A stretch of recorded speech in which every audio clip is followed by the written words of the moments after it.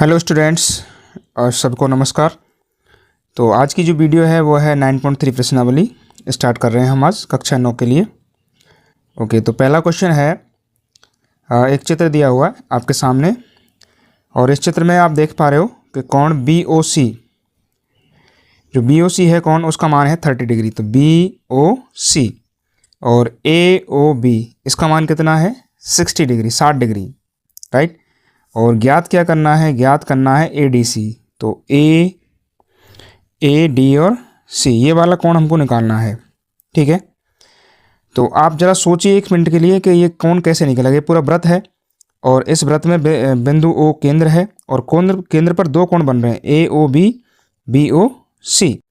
और किस चाप के द्वारा बन रहा है, AC चाप है और इसके द्वारा दो कोण यहाँ पे बने हुए हैं, AB और BC के द्वारा। अब इस पूरे AC चाप के द्वारा एक कोण और बना हुआ है और वो शेष भाग में बना कोण है ये, जिसका नाम है ADC। तो हमें इसका मान निकालना है। तो क्या इस AC वाले जो चाप के साथ जो कोण बन रहा है केंद्र पर, इसमें और बिंदु D में कोई संबंध होता है? क्या आप जानते हो क्या संबंध होता है? यस, तो इन दोनों में संबंध होता है कि केंद्र पे बना हुआ कोण शेष भाग में बने कोण का दुगना होता है। केंद्र का कोण यदि आपको दिया है, शेष भाग का निकालना है, तो शेष भाग का कोण केंद्र से आधा होता है, ठीक है, क्योंकि ये एक ही चाप के द्वारा एक ही वृत्तखंड में बने कोण हो जाएंगे एक साइड में, ठीक है। तो चलिए बात करते हैं।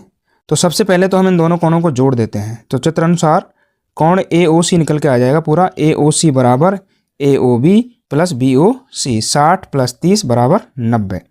तो AOC बराबर AOB plus BOC 60 degree plus 30 degree, यानी 60 प्लस 30 कितने हो गए 90। अब चूंकि हम जानते हैं कि किसी चाप के द्वारा केंद्र पर बना कोण शेष भाग में बने कोण का दुगना होता है। तो केंद्र पर बन गया कोण AOC, शेष भाग में बना कोण कौन सा है ADC, तो इसका दुगना यहाँ पर होगा केंद्र पर। तो केंद्र का कोण आपको दे दिया है। चलिए, तो AOC बराबर ट्वाइस ऑफ ADC, यानी केंद्र का कोण शेष भाग में बने कोण का क्या हो जाएगा दुगना। हम AOC का मान समीकरण 1 से यहाँ पे रख देते हैं, कितना है 90। तो हमने यहाँ पे रख दिया है 90 डिग्री और इधर है ट्वाइस ऑफ ADC, 2 का लग जाएगा 90 में भाग। तो ADC का मान कितना आ जाएगा 45 डिग्री, 90/2, ठीक है। तो ये आपका उत्तर आ गया है। तो उत्तर तो एक ही लाइन में आ गया था, क्योंकि आपको पता है कि शेष भाग में बना कोण केंद्र पर बने कोण का कितना होता है आधा। तो यहाँ पे 90 है तो यहाँ पे कितना होगा 45 डिग्री। ओके, चलिए आप इसको उतार लीजिए।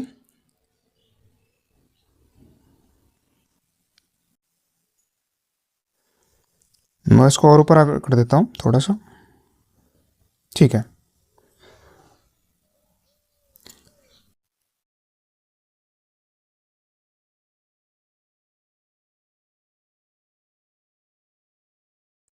चलिए तो फिर आगे बढ़ते हैं क्वेश्चन नंबर 2 की तरफ। क्वेश्चन नंबर 2, तो इसमें भी आपके सामने चित्र बना हुआ है ऑलरेडी। आपके क्वेश्चन में आपका चित्र बना आएगा। तो आप देख सकते हो कि एक वृत्त बना हुआ है और इस वृत्त का केंद्र है बिंदु O, ठीक है। और इसने क्या दिया है, इस वृत्त में दिया है वृत्त की जीवा AB तथा त्रिज्याएं समान है, यानी वृत्त की जो जीवा है AB ये त्रिज्याओं के बराबर है। तो OA बराबर OB बराबर AB, तो AB बराबर OA बराबर OB, वृत्त की त्रिज्या क्या है बराबर है। ज्ञात क्या करना है, ज्ञात करना है लघु व दीर्घ चाप के किसी बिंदु पर जीवा द्वारा अंतरित कोण। तो इस जीवा के द्वारा लघु चाप और दीर्घ चाप में किसी अन्य बिंदु पर आपको कोण ज्ञात करना है, ठीक है। तो ये तो हुई जीवा, इसके एक साइड में तो है दीर्घ चाप और एक साइड में है लघु चाप। तो छोटा है वो तो है लघु चाप और जो बड़ा है वो है दीर्घ चाप, ठीक है। तो ऊपर वाला है दीर्घ चाप, नीचे वाला है लघु चाप। मैंने दोनों ही चापों में एक एक बिंदु ले लिए हैं। तो दीर्घ चाप में बिंदु है C और लघु चाप में बिंदु है D। तो इस तरह से हमें यहाँ पे दो कोण प्राप्त होंगे जीवा AB के द्वारा, ACB और ADB। हमें इन दोनों का मान निकालना है। तो लघु चाप में कोण है ADB और दीर्घ चाप में कोण है ACB। इन दोनों का मान हमको ज्ञात करना है। तो चलिए कुछ थोड़ी बहुत रचना कर लेते हैं, हम कुछ लाइन खींच लेते हैं अपनी तरफ से। तो रचना, तो लघु चाप में बिंदु D तथा दीर्घ चाप में बिंदु C लेकर के A और B से हमने मिला दिया है। तो इस तरह से कोण बन गए हैं। तो हमने बिंदु D ले लिया लघु चाप में और दीर्घ चाप में क्या ले लिया बिंदु C। इसको ए से और बी से हमने मिला दिया है। इस तरह से डी बिंदु को भी ए से और बी से मिला दिया है, तो ये दोनों कोण बन जाएंगे। ये हमारी रचना है, ये आपको अपने हिसाब से लिख देनी है। चलिए तो अब आगे बढ़ते हैं। तो चूंकि दिया है कि ए बी बराबर ओ ए बराबर ओ बी, यानी कि इस त्रिभुज को देखिए आप ध्यान से, तो इस त्रिभुज में तीनों भुजाएं बराबर दी गई हैं, यानी जीवा और ये त्रिज्या आपस में क्या है, समान। तो ये तीनों भुजाएं बराबर हैं, इसलिए त्रिभुज ओ ए बी, इस त्रिभुज का नाम होगा ओ ए बी। कैसा होगा त्रिभुज, समबाहु त्रिभुज होगा। अब आप जानते हैं कि समबाहु त्रिभुज का प्रत्येक कोण कितना होता है, 60 डिग्री का, क्योंकि तीनों कोण बराबर होते हैं और तीनों कोणों का जोड़ कितना होता है, 180। तो 3 का उसमें भाग लगा देंगे तो कितना डिग्री आ जाएगा, 60 डिग्री। तो यहाँ पर केंद्र पर बना कोण कितना आ गया है, ए ओ बी बराबर 60 डिग्री। ठीक है, तो यहाँ पर ये वाला कोण कितना आ गया है, 60 डिग्री का। अब इस कोण का संबंध, ये केंद्र पर बना कोण है, इस कोण का संबंध होगा दीर्घ चाप वाले कोण से, यानी ए सी बी से। तो ए सी बी का मान इस केंद्र वाले कोण से कितना होगा, आधा, क्योंकि इससे पहले हमने सवाल किया है, उसमें केंद्र का कोण और शेष भाग में बने कोण में संबंध दिया था, उसको यूज किया हमने। तो सेम यहाँ पे भी वही यूज करना है। तो हमने यहाँ पे ए ओ बी का संबंध किससे किया है, ए सी बी से। तो ए सी बी का मान हो जाएगा 1/2 ए ओ बी, यानी शेष भाग में बना कोण केंद्र पर बने कोण का क्या होता है, आधा। ठीक है, तो ए सी बी बराबर हो गया 1/2, ए ओ बी का मान कितना है, 60 डिग्री, 60 डिग्री, तो 60 लिख दिया, 2 का भाग लगा, कितना आया, 30 डिग्री। तो ए सी बी का मान कितना आ गया है, 30 डिग्री आ गया है, जो क्या है, दीर्घ चाप में बना हुआ कोण है। तो आपका एक प्रश्न का उत्तर आ गया है। ठीक है, अब थोड़ा आगे बढ़ते हैं, नीचे चलते हैं और नीचे जो बिंदु है डी, उस उधर चलते हैं।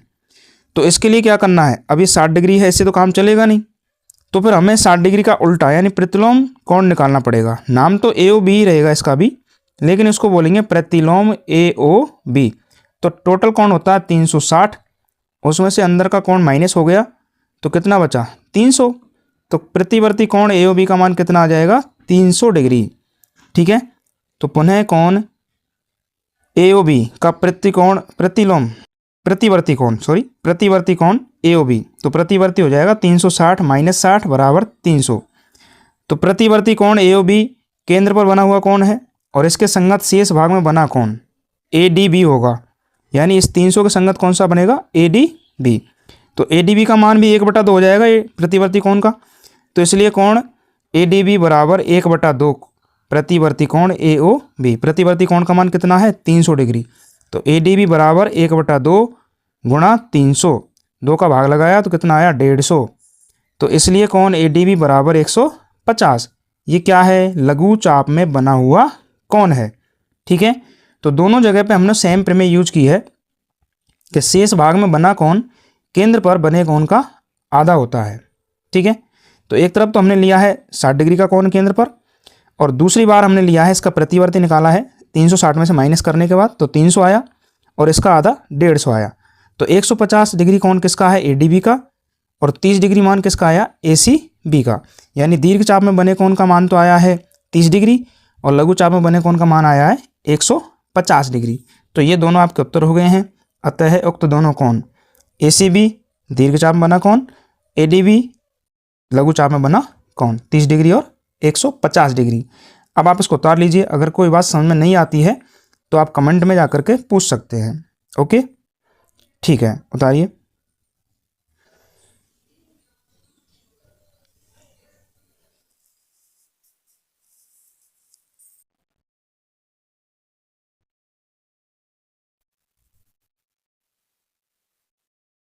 चलो आगे बढ़ते हैं।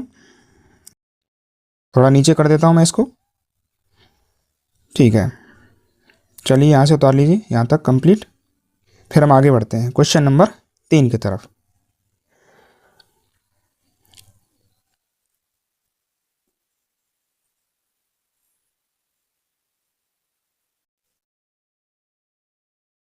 ठीक है, अब हम क्वेश्चन नंबर 3 कल कराएंगे नेक्स्ट।